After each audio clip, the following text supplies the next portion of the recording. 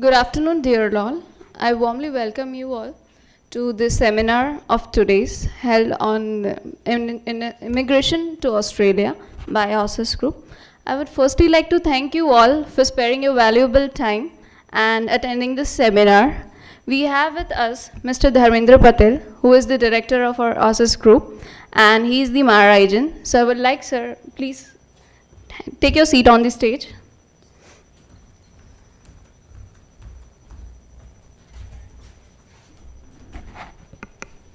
Next, we have with us Mr. Tejas Patel, who is the marketing head of Aussizz Group and is also a permanent resident of Australia himself.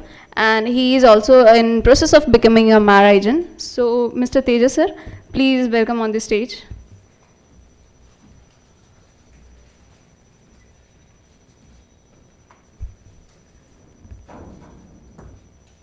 In the line, we also have Mr. Sarfaraz Khalil from PT at Academic, and he is the area business manager handling the west of India on the basis of his organization.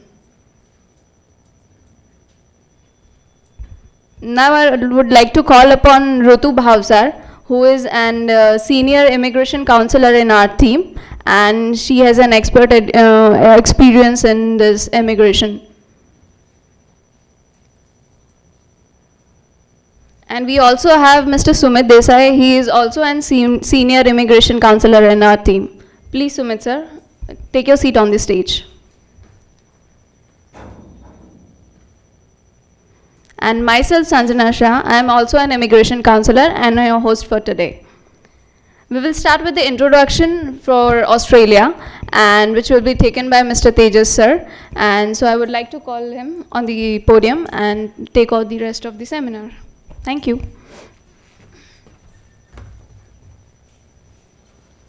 Thanks, Sanjana. Good afternoon, everyone. Sunday છે, બપોર છે, થોડું energy હોવી જોઈએ. Good afternoon, everyone. That's better. So the intention of this seminar is to migrate to overseas, like especially Australia.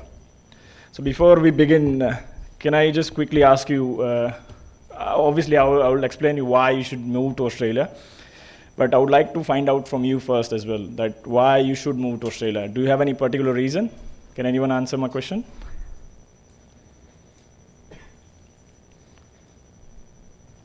No one? Come on, at least try, give it a go. Yeah? It's a land of opportunity, and I've been following Australia. Melbourne and Brisbane are kind of cities which have been ranked number one in terms of lifestyles, opportunity, and everything. So it's a land of opportunity where you're not getting that much of opportunity when it comes to India, particularly are skilled at a particular level. But in Australia, they welcome such skilled people and they value your credentials. So that is the reason why people like to migrate. Correct. So basically, Australia, it is a land of opportunities. When you Google or even have a look on anywhere in the internet, Australia is jointly, they intentionally joined it with Australia as a land of opportunities, or Australia, unlimited Australia kind of thing. So that's the tourism taglines as well, because there are a lot of opportunities in terms of settling down, in terms of skill migration, opening up the business, living lifestyle. There are a lot of things which we obviously will cover up later on. So basically, everyone should know that Australia has these many states, but I would say half of us would not know how many states India has. Anyone knows how many states we have? Just two? 29? Damn answer, sure? Okay. How many the national territories, what do you call? 7. Okay, that's better. So Australia, we have these many states, but there's one thing is missing in this. Can anyone spot it?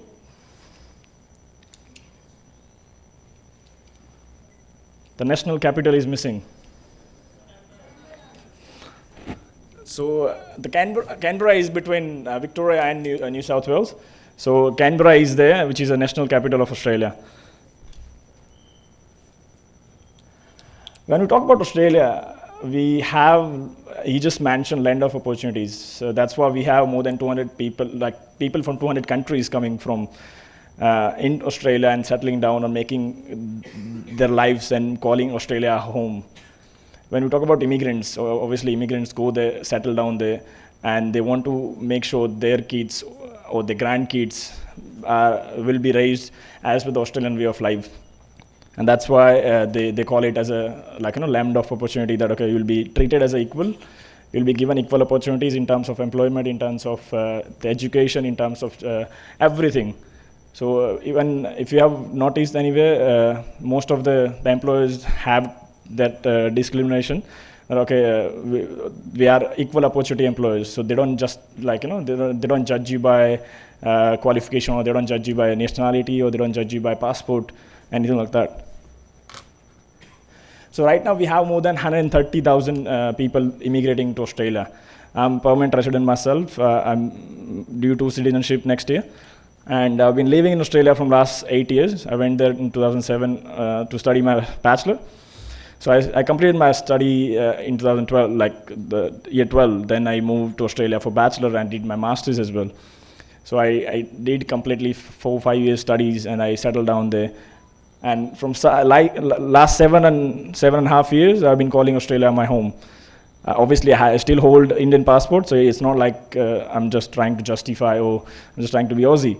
But it is a home for me. I've been living there from 7 years. I'm attached to that as well. So obviously, whenever you live somewhere for a certain amount of time, you get that feeling or you get that attachment, right? So currently,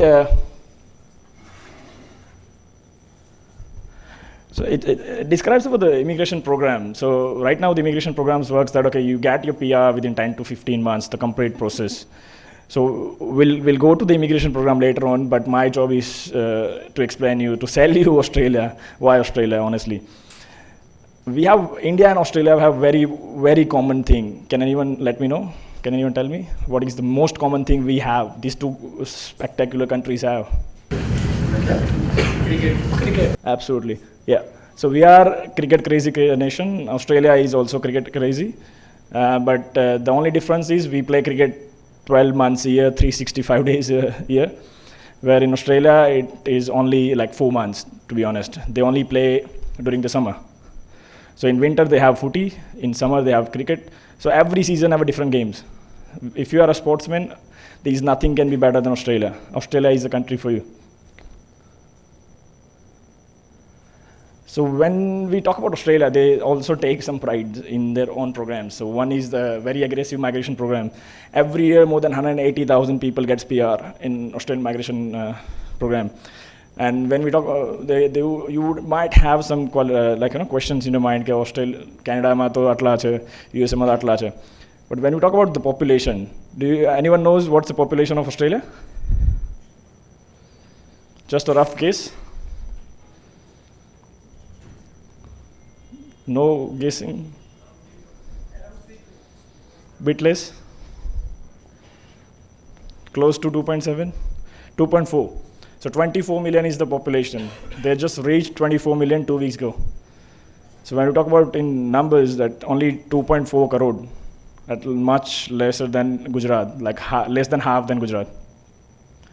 So in terms of that 2.4 crore and 1,80,000 annually logo PR ape che, that is a significant number when you calculate that with the population itself. So that's why they're focusing on a migration.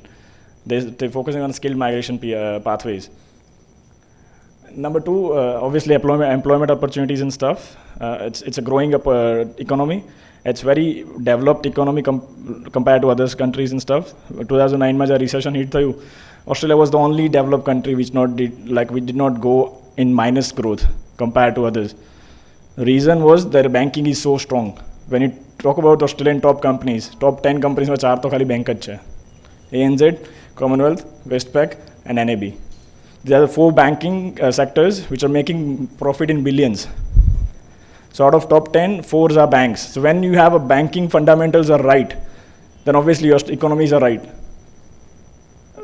I think same with India as well. The Indian banking sector was right that time. It's right. That's why we are still surviving.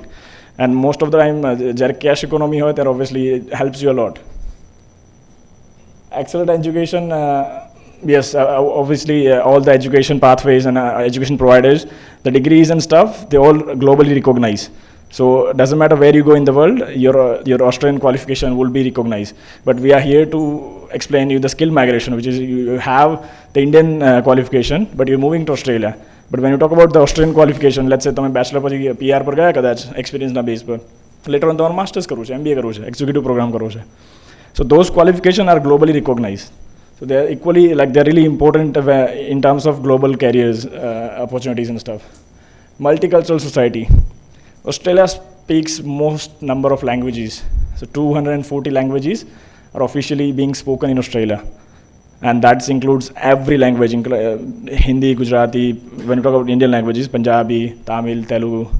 They have their specialty language translator programs as well. So they gives you official title as a language translator. And if you have to translate any documents, you go to them, and those kind of services are there. Climate, geography, obviously climates are different. Australia, when you go to Melbourne, Melbourne's weather is such a terrible weather. You see all 3 seasons in a day. સવારે ઠંડી હોય, બપોરે થોડોક summer દેખાય, સાંજે પાછું ઠંડી આવી જાય, કાં તો વરસાદ પડે. But when you go to far east or north, Queensland side जाओ के Perth side जाओ, it's really beautiful weather, 40 plus degrees, beach side, tropical weather. So you see all different weathers in Australia. So tropical weather, it's very nice. Public healthcare, yes, obviously very strong public healthcare. You get a Medicare card once you have PR. તમે અહીંયાથી PR લઈને જાઓ skill માઇગ્રેશનમાં, straight away once you land there, you apply for Medicare card and you are secured, except dental. So that is very good benefit.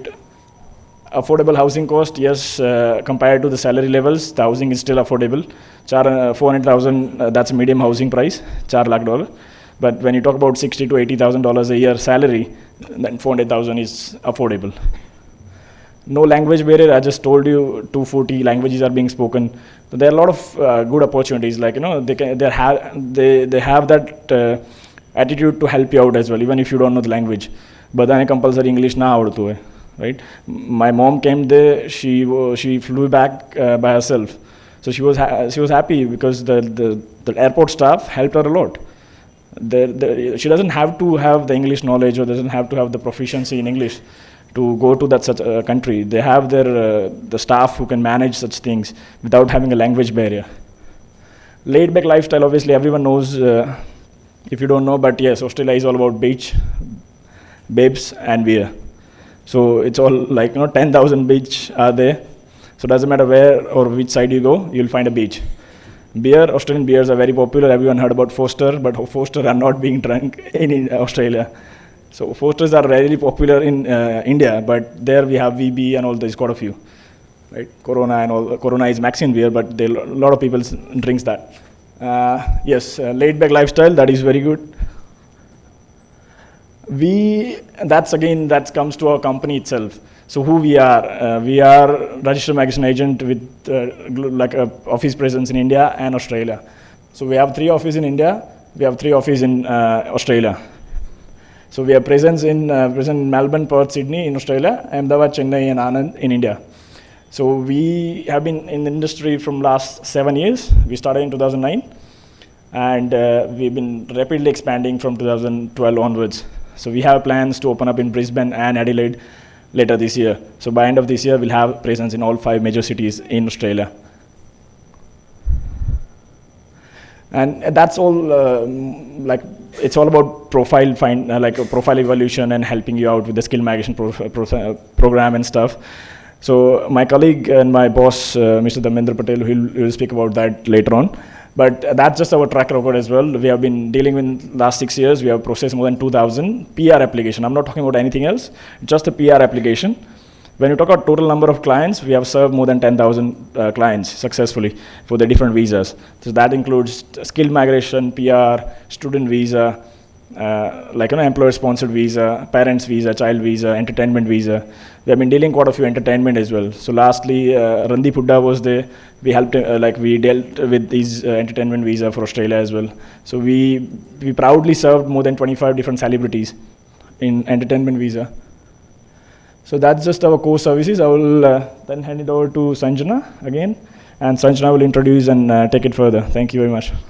Thank you, Tejas sir, for your wonderful delivery and kickstarting this seminar. Now I would like to call upon our respected Dharmendra sir to carry on with the technical things and will guide you into deep about the Australian migrations and stuff. So please, sir.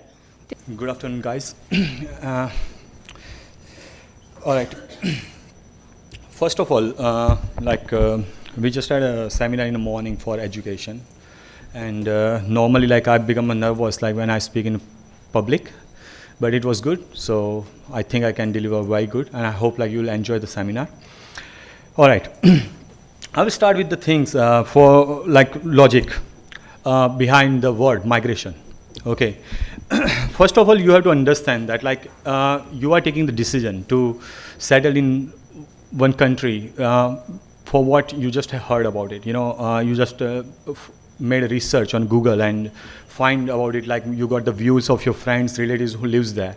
And this is the first step you are taking toward your journey, that you want to settle it over there, based on your skill, which is obviously your qualification, your experience, and because Australia is in demand of skilled people, they are inviting your kind of skilled people to settle in that country. Obviously, I will definitely cover the skill and technical part as well, and later on we will have the question and answer. You can discuss your case over here in general question and answer. If you want to go get a detailed consultation, obviously we have a very expert migration team. You can discuss your case with them, and I'm pretty much sure that they will be able to assist you into that. Now, as I said, migration, you have to understand the word, because general skill migration is the program of Austrian department, and first of all, until you want to understand the concept and logic behind the program, you'll never be able to figure out where you stand and what next steps you have to take. All right. So because I have a very good experience, in particularly in skilled immigration, we have processed more than 2,000 permanent resident visa.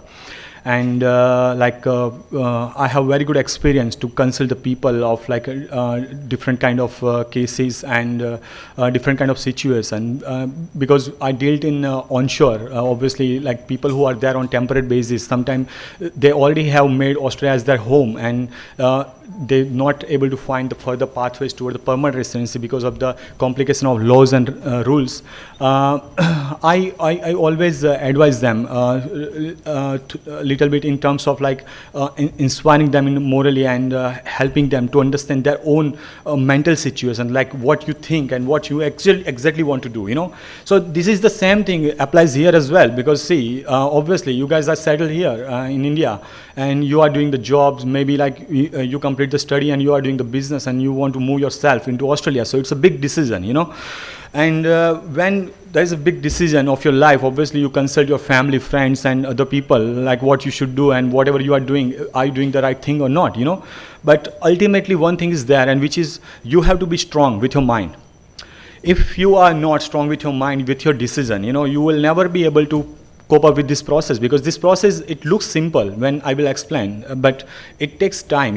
During the time you have to focus, you have to in a good conditions with your mental stability, where you have a very good decision making for your life to migrate in that country.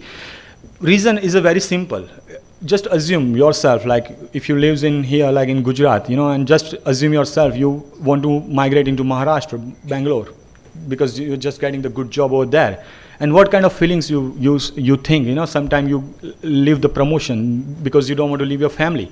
Sometimes you think that it's okay, I will earn less, but I don't want to leave my friends behind. My lifestyle will be miserable, because there will be no one to whom I know. Okay, but still, at that time, when you decide that to stay there, sometimes you also want to move ahead in your life, because you want to think that you think that it's okay, I will build up my life over there again. If I'm getting an opportunity, why should I miss it? You know what I mean? It's the similar kind of feeling is here. When you decide to go to Australia, what will be the criteria, you will eligible for that or not, how you will cope up with those criteria, how you will follow the process, that all is secondary. First is are you mentally prepared to migrate there or not?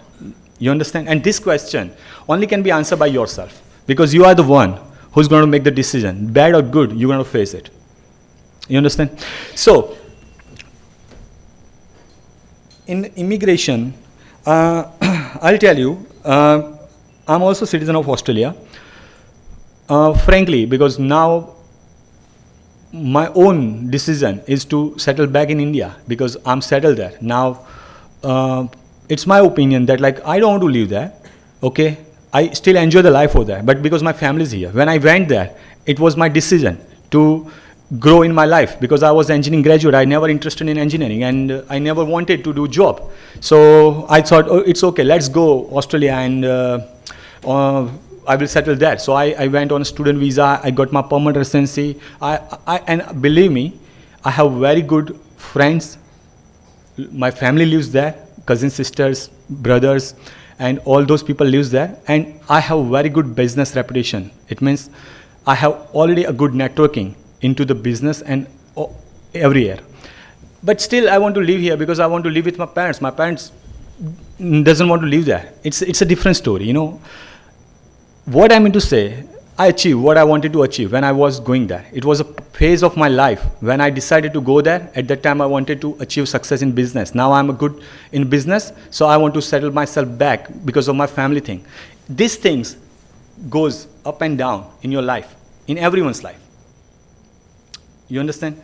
As they just explained, he's a permanent resident, and I'll tell you, my decision looks weird to almost all of my friends. 99% people says that like you settled there, you good here, why you want to go back? It's my decision. As I said, you want to go there, it's your decision because ultimately you're going to face it, you're going to watch it. You know what I mean? You get good, you're going to enjoy. You get bad, you're going to suffer. It's your decision, so I'll tell you, first make up your mind.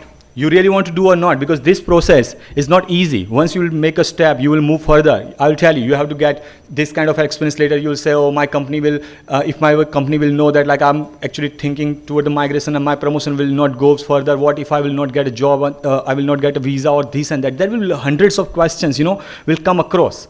And you are the one who's going to face it because other people only can help you into your process making and your family is going to only give you like more mental support. But the first thing is that you decided and you're going to face it. You understand? So this is all about, and why I'm telling you, I'll tell you, I'm here to sell it. But again, I know if once you will be mentally prepared, you will cooperate on your best and you will get success, and that will be my success as well. So that's the reason I want you to be prepared first through mentally and then only to take it further. Otherwise, please don't put yourself in hassle, because what will happen, like on the halfway you will sick of it and you will lose money, or maybe like you will just tired and you will just lose your time, which can be worked efficiently toward your career making, you know. All right. I will start with the general skill migration program. I won't take much time into this. In a general skill migration program, there is two lists. First of all, if you are noting down, many of you would know because you may have made enough research to do this. But many of you may be like first time listening this and maybe not know anything about Australian migration pathway. All right. So I will tell you, just note down these two key points, which is a SOL, skill occupation list, and CSOL, consolidated sponsored occupation list. These two lists are very critical because these lists are the base of this migration program, okay?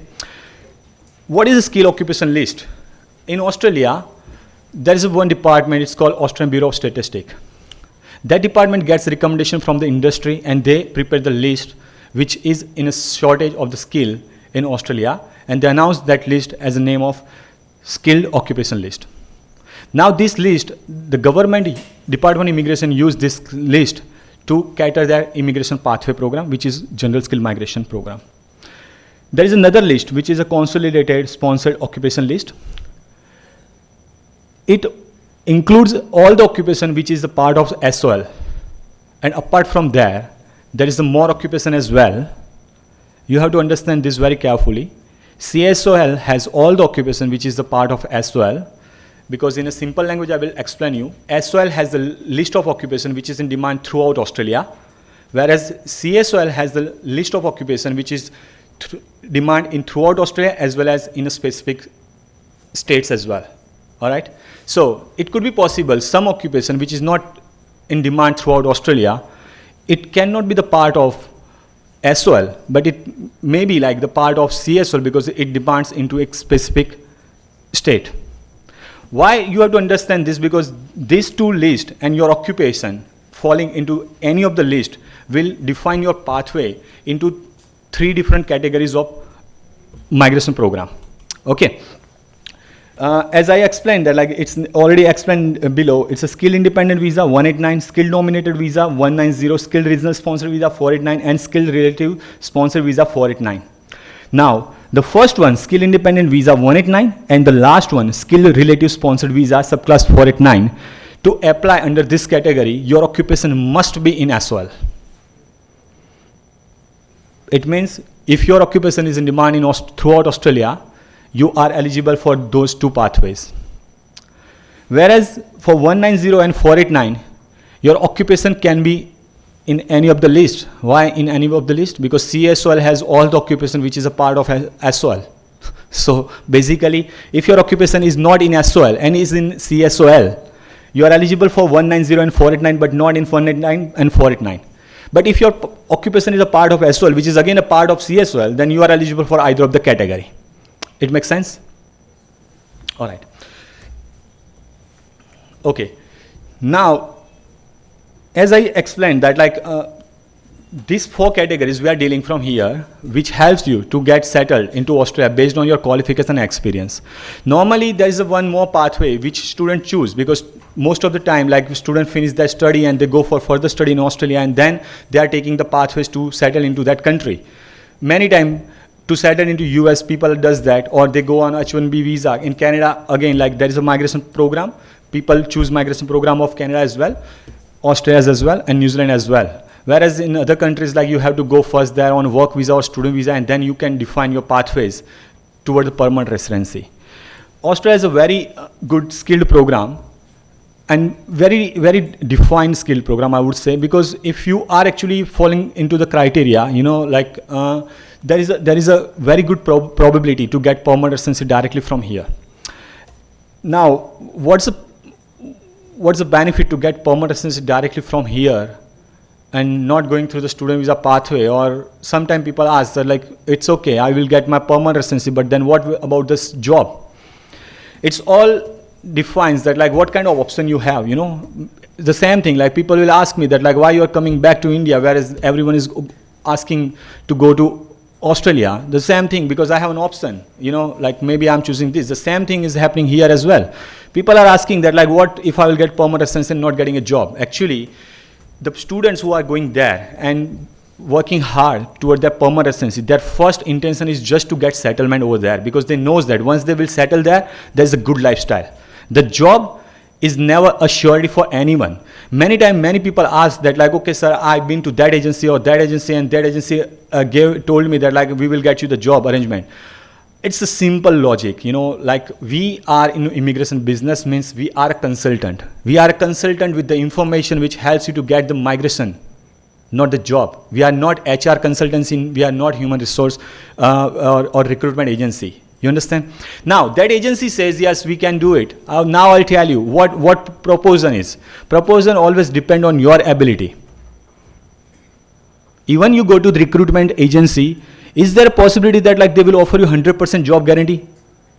I will pay you, I will pay some agency and say, okay, here is my cousin, he just finished Bachelor of Engineering, all right, in a telecommunication, and I want him like to put on a like 10 lakhs package in Airtel. Okay, can you please put it? I will pay you 5 lakhs as your consulting charge. Can they do it? No, because agency needs people depending on their skill and their requirement, you know. So if you are skilled and you are actually required for them, then there is no question that like who will be the recruiter. You know what I mean? Recruiter is only the person who consult and who assess your criteria and put you into the filtered way where there is a maximize the chance of your job, because they put you into only those interviews where your your resume is suitable.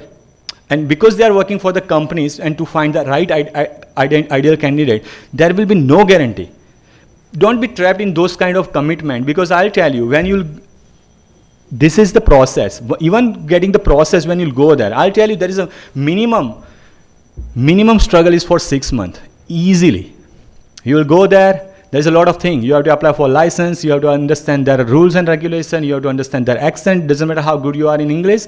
Initially you will get trouble because you don't get them properly. You will take some time to understand their accents.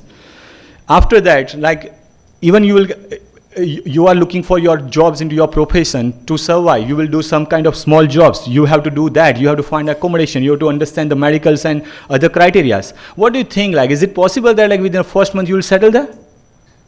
Then don't dream it. Your dream is about migrate there and settle there. It is a long process. You have to understand it first, and you have to understand the reality so you will not be disappointed while you are actually going through the process.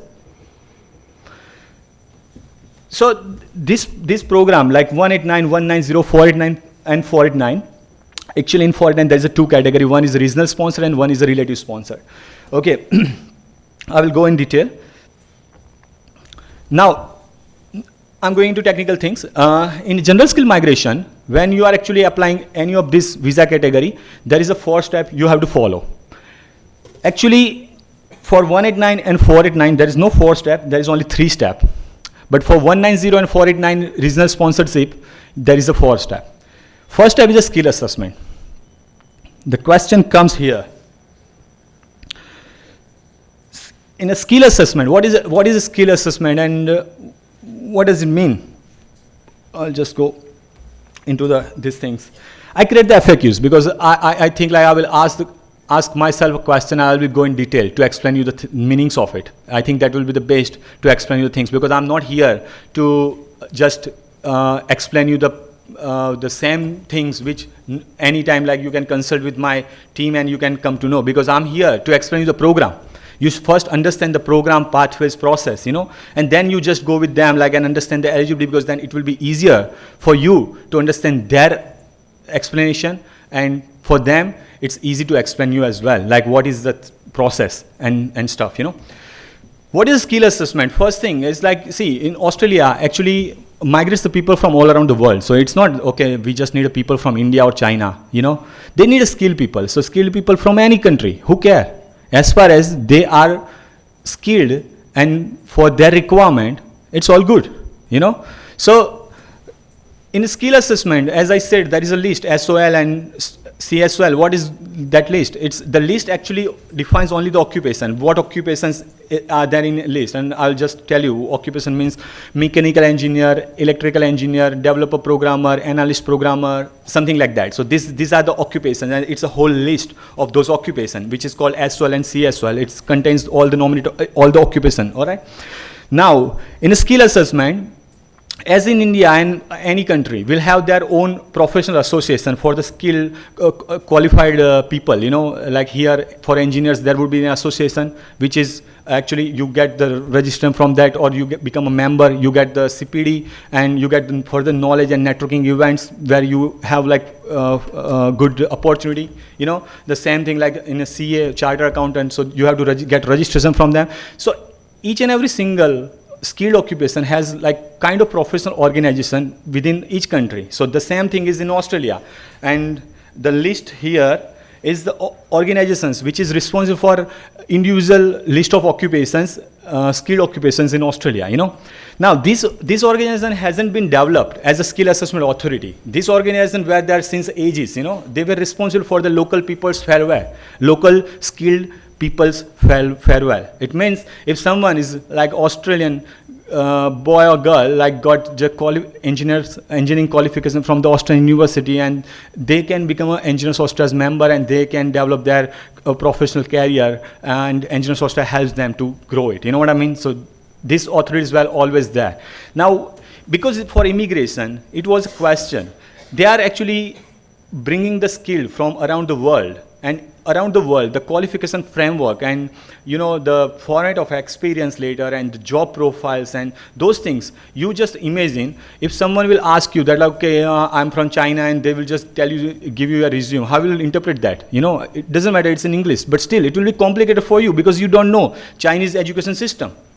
If it is from Korea, then it is from South America, and then it is from somewhere in South Africa, Zambia. How would you define that, like what is the level of qualification equivalent to the Australian qualification level, How would you define that, like the experience level or the designation, whatever is written into their experience later, equivalent to what experience, what professional level of Australia?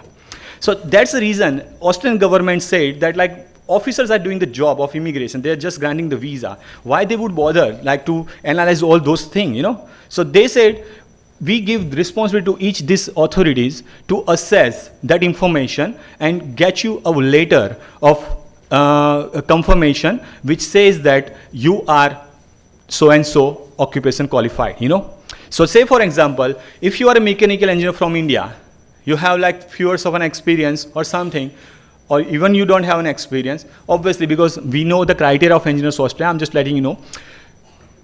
Engineers Australia will ask you, okay, I don't care, like what kind of qualification you have. They first want to understand that like, is your education institute is recognized or not? Do you have some level of qualification? That is academic documents. Apart from that, they want to understand what level you are into with the engineering knowledge, you know. So they are asking you, can you please prepare the competency demonstrated report, which is like, you know, 3 career episode when you are doing the project works into university or while you are actually doing the job and you are you're working on some kind of project. They're just asking, why don't you write 3 career episode of your qualification and work history and submit it to us so we can understand that like what is your level as an engineer, and we will issue the certificate as like mechanical engineer, you know. So doesn't matter, you have qualification, you come to me and you will say, sir, I'm a mechanical engineer, I want to apply this. Yes, logic says, yes, you are a mechanical engineer. As a consultant, I know you will be eligible for mechanical engineer, but you cannot go straight away to the officer and say, I'm a mechanical engineer, here's my qualification, and please consider me under SOL. You know what I mean? You need to go through the Engineers Australia. You have to get your skill assessment document first and have to prove it that you are a mechanical engineer, because Engineers Australia will issue that later. And that is a confirmation later, then officer will not argue with you that like you are engineer or not, because it's a rules, regulation, laws, you know. So it only works with the definition. I say, you are an engineer, sir, please accept him. He's not going to accept. And even once the Engineers Australia will issue the letter, mechanical engineer, he cannot deny that you are not a mechanical engineer. I don't think you are a mechanical engineer, you know. Okay, so these are all the authorities. I just list the authorities because I cannot go into detail with these authorities at the moment, as varieties of occupation has the different authorities. So for you, what you need to do, you have to understand, just assume that like, okay, what will be the closely related occupation will work into your case. So when you check SOL and CSOL, you just go through the occupation list and you first define what occupation is nearby based on your experience and qualification will suits to your requirement, okay?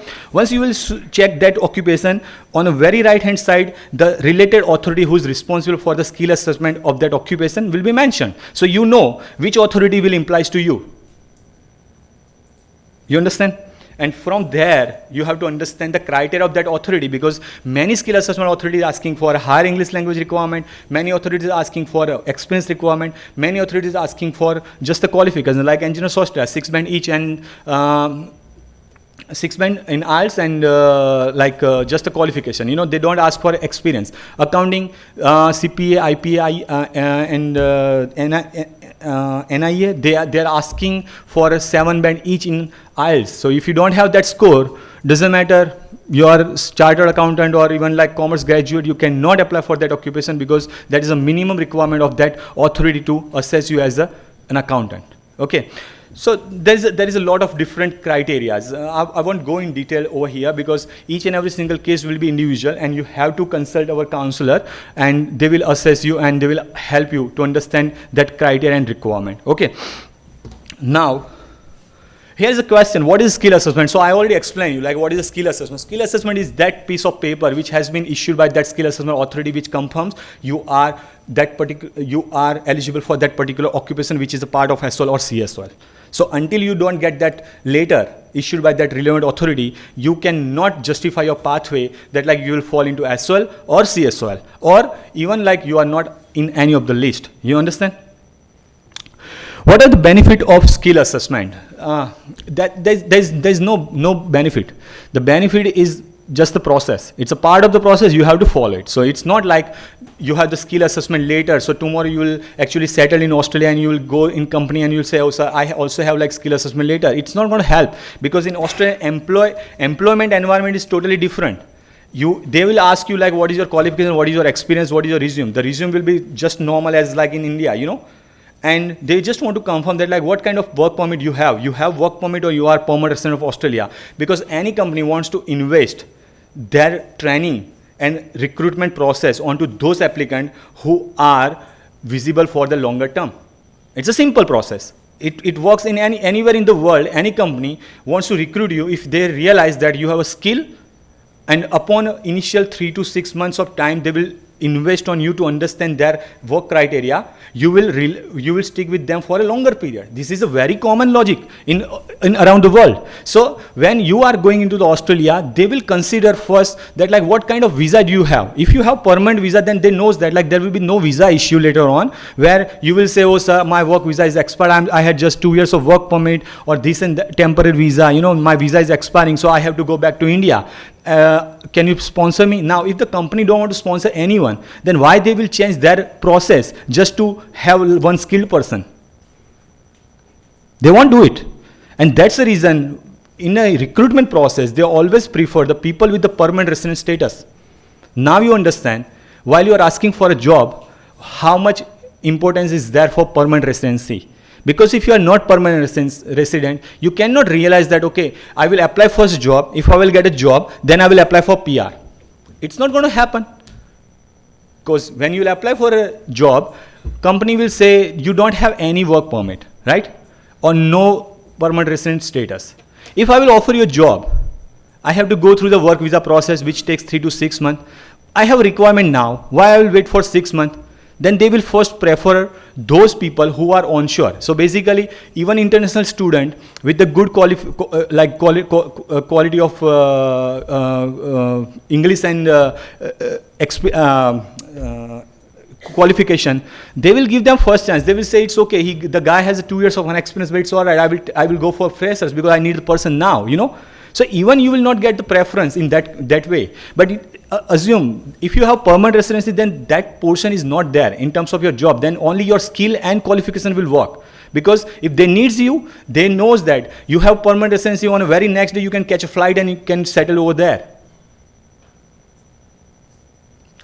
You understand? So even sometimes you don't want to leave a job, you get a permanent residency, you can apply for job from here. It is not a question. But again, like in a recruitment process, you understand that like many company wants you to face the interview in a face-to-face. You know, nowadays, yeah, many companies like actually more than happy to check your visa status and things first, and they also takes your interview on a Skype. But I'll tell you, until you will not settle in that country for at least 3 to 4 months, you will not cope up with the work culture and you know that accents and living standards and stuff. So it will also not help you to perform well in interview unless you are very intelligent and expert in terms of your personality. You are confident to do that. Okay. All right. What are the requirements to apply for skill assessment? As I said, that like there are many authorities who are responsible for different occupation, and each and every single authority has their own criteria. First, you have to identify which authority will implies to you, and then you have to understand what kind of criteria will be required for that. So I cannot go here in depth for each and every single criteria, but yes, as I explained you, there are mainly 3 criteria works. One is English language. Sometimes the English language requirement is higher. Sometimes they need experience, and sometimes they need just the qualification. Apart from this, in a medical, mainly in doctors and physiotherapists and other occupations, they have like longer process where they have to go through the clinical test and process, and it takes like nearly 1 to 2 years like to clear that process just to get the skill assessment later. I'll tell you frankly that like we are not specialized in medical professions, because we used to get hardly 1 or 2 cases in a year like for the like as an inquiry, and those criteria is very complicated, and once we define those criteria, people understand that it's a very hard process and they never used to come back. So as a business model, we focus and stick with the most frequent occupation, which is like in a business model, it comes frequently. Okay, so in medical, but yes, it's as I say, we are registered migration agent and we are very good in knowledge. So it's not like that we cannot deal into medical medical occupations. But yes, in that case, we charge first a registration fees and we show you the way, because later on if you deny that, okay, no, it's very hard, I don't want to go further, then it's a win-win situation. At least we don't lose our time. Okay, so we can help you, that's for sure. But in those occupations, we will charge you first and then we will provide the information. In rest of the occupation, yes, because it's a frequent process, we won't charge you in a first consultation. We can help you to understand your criteria and eligibility. If you want to proceed further, then you have to register. Okay.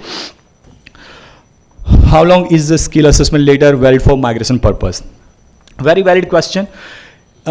Immigration has made a rule that like any skill assessment letter issued like more than 3 years old is not eligible for visa process. It means that like if your skill assessment letter has been issued more than 3 years, then you cannot use that letter for the migration process. You have to get reassessment or you have to get reissue the letter from the relevant skill assessment authority. All right. This is the 3 years requirement, which is requirement of the Department of Immigration. Apart from that, many skill assessment authority has their own validity. It means if they are only validate your skill assessment letter for 1 year, it means after a year it is anyway it's going to be invalid. So immigration not going to accept in that manner as well. Immigration says if your skill assessment letter has no validity less than 3 years and you have the skill assessment letter more than 3 years of that authority, okay, then it is not going to valid. So it's just like that. How will I get notified about the skill assessment outcome once completed? Nowadays, like in most of the authorities actually communicate very well into email. Very few authorities still like works on paper application mode. So whatever the address you have mentioned your application, you will be notified in that way. As an agent, we have like portal in most of the authorities where we lodge an application through online portal and we get the response into our email. So if you are processing through it, then you don't need to worry about this part because we can help you to get your results through because it will come through our email ID or on our address. Okay, so that's a very simple thing. Is there any English language test requirement while applying the skill assessment application? Yes, as I said that like every skill assessment authority has their own criteria. If the skill assessment authority has criteria of English language requirement, then you have to satisfy that criteria before you will apply for a skill assessment. Explain you, as I said, engineer software, they need 6 each. Sorry, it's like 6 each, right? Yeah. So it needs 6 each. It means that like you have to have that score first in your hand and then only you can proceed further with your skill assessment application. Whereas ACS, Austrian Computer Society, for IT occupations, they don't require any IELTS. Okay. The same thing like with Aussizz, which is responsible for the management occupations and many other occupations, they also don't require IELTS. But if and as I said, like for accountant, you need 7 each, means 7 each. You need that score first, and then only you can proceed further with the application. Okay. So skill assessment authority has their own defined English language criteria, which you have to understand, and then you can take it further for the skill assessment. Will this assessment be helpful in getting employment or membership from assessing authority? As I already covered this question. Okay. In membership, yes, many authorities like value their own skill assessment because they already have assessed your qualification as equivalent to Australian qualification and experience as well. Okay, so they will value that skill assessment later for the membership purpose. If you want to become a professional member of that like that authority or association, but in employment, as I said that like in Australia, most of the employers, they don't consider that skill assessment later as any firm tool. They just go with your resume, your experience and qualification because it's a discretionary power of them to hire you or recruit you, you know. So they are more concerned about your visa status rather than the skill assessment later. Okay. Okay, there was a next step, which is expression of interest. Yes?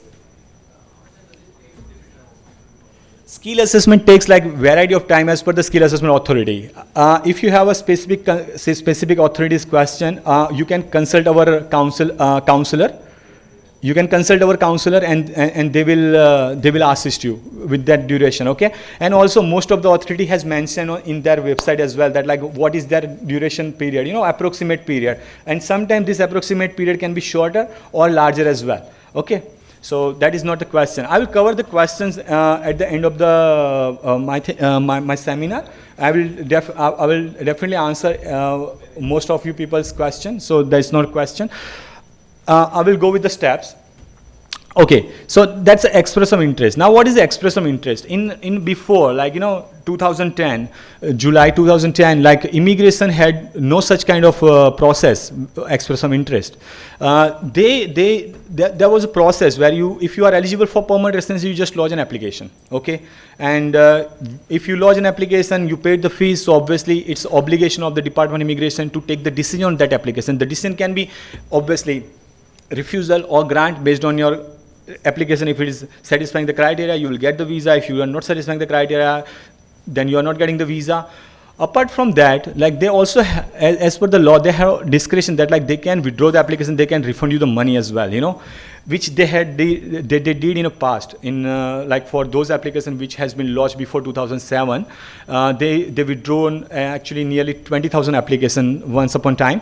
But that was a necessity to do, because what happened is like they have developed this program based on their skill demand. Okay, so in a past, what happened, like when you are eligible, you just lodge an application. So say for example, there are 20 to 30% applications coming through the cook or hairdresser, which is not in that much of demand. You know what I mean? So those applicants are covering the area of other required occupations, and other occupations are getting delayed. So basically, when they need skill, they cannot get the skill, and they were getting the trouble. And on the contrary, what used to happen, they become so popular, and there was more application than their like migration intake they used to receive. So gradually their processing time becomes lengthy, and once upon a time it becomes like 5 years and more than 5 years of processing time, which was not appropriate, because whatever their migration intake required, they required in that particular year.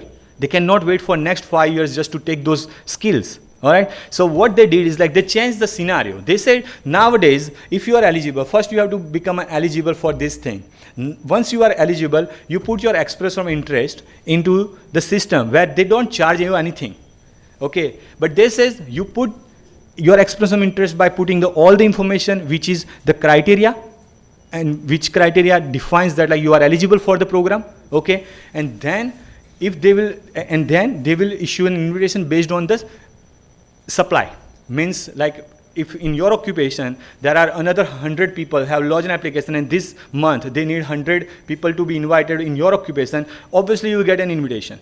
But if there is 1,000 applications come as an express of interest, and they just need 100, then you have to be in a queue. Now what will be the queue? The queue will be based on like first come first serve basis. First come first serve basis. But if you have a more point than other people, like 60 is the minimum requirement. Okay, so if you complete 60 points, you are eligible to lodge an express of interest to the Department of Immigration. You lodge an express of interest with the 60 point. Now, if you manage 65 points, then doesn't matter you lodge today. Previous all applicants with the 60 points, you are surpassing them because you have higher points. So immigration is sending the invitation to the person who has the highest point. They are the first served. After that, for equal points, who has lodged an application first. Means in a 60 points category, if there are like 100 people, and 65 point category, there is a 20 people, and the immigration needs 100 intake for that particular occupation, first that 20 definitely will get because they have the 65 points. After that, the 80 people who have lodged in 60 category on first come first serve basis, and it will be selected. One more thing, this model is computerized, so there is no involvement of any officer's involvement is there. It send an invitations automatically because it's a computer program. So when you submit an online express of interest, it calculates your point, it notes your time and date. When you update the score, it again notes time and date. If you are updating any information and your score doesn't improve, like 60 to 65 doesn't go 60 to 65, there is no problem. Your application will be considered as the previous one. But if your information, say for example, you are on 60 points with the 6 band each. So now you keep working on your IELTS part and you got 7, okay? And you get another 10 points because you have new IELTS and you are updating your IELTS information that now I have a 7 band each in IELTS, then your 60 points will become a 70. But in that case, that update, whenever that update has been happened, that date and time will be considered for that 70. You understand? But if you are changing something like your passport has been renewed or your skill assessment expired and you got another skill assessment and you updated that, but the point test is same, then don't worry, because the date of application when you lodge, it will be considered as your first date of application for expression of interest. And these all things goes as a computer.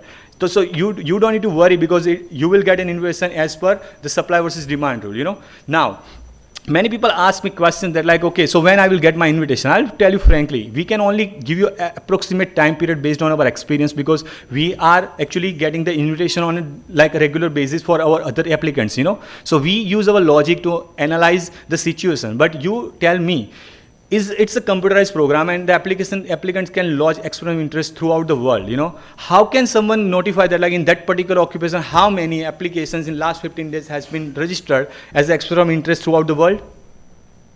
I can tell you like what number of invitations immigration required, because they publish the data. But I cannot tell you how many people have shown the expression of interest into your particular occupation throughout the world in last 15 days. So how can I tell you that like when you'll get an invitation? Also, if there is an invitation, like how many people more than your score, because the people who are lodging an invitation expression of interest after you with the more score, they are getting the first preference. I even don't know that. You know what I mean?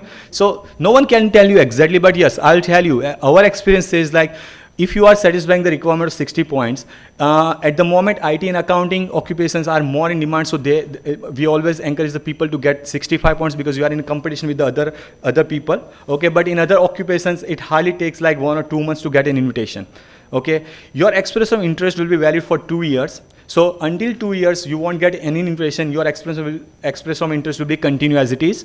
After 2 years, it will be expired. You can lodge it again, new one. That is not a problem. And immigration is not obliged to like send you an invitation, because they are not charging anything for this.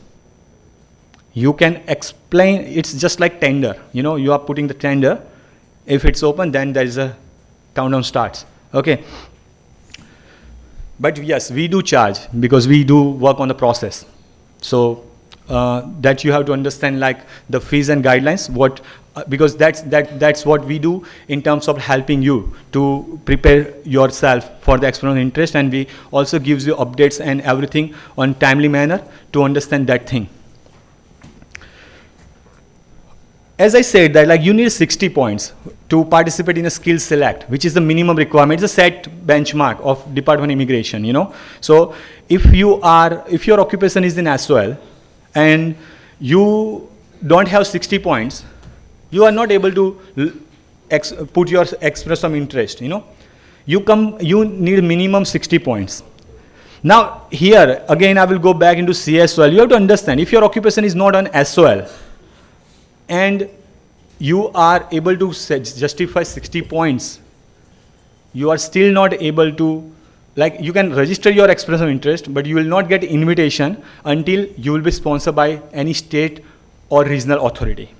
Because you are not the part of SOL, it means 189 visa explains if you have your occupation on SOL and you complete 60 points, you can be in an expression of interest in a queue, and immigration will send you an invitation. In 489 relative sponsorship, it's the same thing. But in 190 and 489 regional sponsorship, you compulsorily need a state sponsorship. So it doesn't matter you have 70 points or 80 points, until you don't have the state available to sponsor you, you cannot get invitation from the Department of Immigration, as your occupation is not in demand in whole over Australia. It's in demand in that particular state, So you just get the help of that state to get the sponsor, and then you will get the invitation. Again, there's a beauty of state sponsorship as well, because as I said, if you are applying for 189 visa and you have 60 points, someone is applying more than 65 points, like with the 65 points, they are getting the first preference, this and that. In 190 visa, because you are sponsored by the state, you are actually not in a queue. Whenever you get sponsored by the state, straight away you are getting the invitation. So if you are getting just the 60 points, you don't need to fight more as far as you are able to get the state sponsorship. But there is a problem as well, because nowadays in 189 visa, there is a competition in IT and accounting. Those people who are eligible to get the things by themselves, now they are using the pathway of state sponsorship. They are trying to get sponsor for themselves, because they don't need to be in a queue and they get invitation first. You understand? It makes sense? All right. Now, in a point test, it's a very, very simple explanation. In a point test, I will go a little bit in detail. Actually, you know, I need to take a little bit of break, and I'll think that like I will invite Mr. Sarfaraz. He's from the Pearson. It's a PTE. If you, I'll give you a little bit of introduction. In English language requirement, nowadays Austrian immigration is accepting IELTS, TOEFL, PTE, and other examination as well. Before it was only IELTS was valid. Though you have to be sure that like there are still some skill assessment authorities who are not accepting PT, like Engineers Australia. They are still not accepting PT, but most of the authorities started to accept the PT as well. And PT is like online based examination, which is nowadays it's very popular because of the format of the exam. And Mr. Sarfaraz will explain you more about it, because he's directly from the Pearson, and we thought it will be good if he can give you like little bit of insightful information. And I'll tell you, if you'll go on forums and stuff, you'll find that like people are like because they have very good online like computer skills, they are more convenient and able to get the score into PT, whereas like they tried like many times a traditional IELTS test and not able to get the score, what was the desired score. You know what I mean? So I will invite Mr. Sarfaraz, and he will give you a little bit of insight information about the PT, and then onward I will take it further from the point test. Thank you very much.